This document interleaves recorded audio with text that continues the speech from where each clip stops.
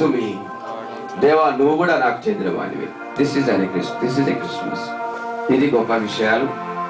జాషువా కూడా ఇంత మంచిగా మైక్ పెట్టినందుకు చాలా సంతోషిస్తున్నా. ఈ మాటలు చాలా శ్రేష్టమైనవి. నాకు కూడా మళ్ళీ దేవుడు అవకాశం ఇస్తాడా నెక్స్ట్ ఇయర్?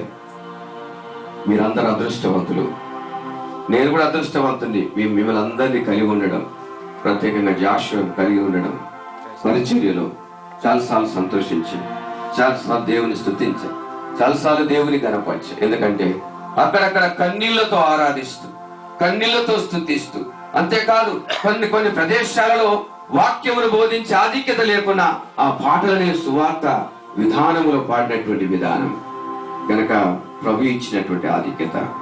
ఈ రాత్రి సమయం దేవునికి ఇష్టలుగా బ్రతకండి. నువ్వు దేవునికి ఇష్టంగా బ్రతికితే అదే నీ జీవితంలో క్రిస్మస్. ఇప్పుడే వాడుకున్నాం ఏంటట, రఘువాల. మన రఘువాల ఎవరెప్పుడు?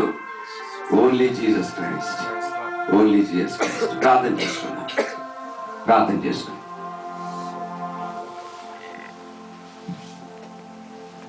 మా ప్రేమ గల ప్రభువానికి స్తోత్రములు. ఈ అద్భుతమైనటువంటి విధానములో ఈ క్రిస్మస్ వేడుకలలో వెళుతున్నాం. అనేక కుటుంబాలు దర్శించాం. ఇదిగో నీ సేవకుడు గాయకుడు తమ్ముడు జాషువా కుటుంబాన్ని, నీ దాసరాలు పిల్లలను దర్శించే అవకాశం ఇచ్చావు.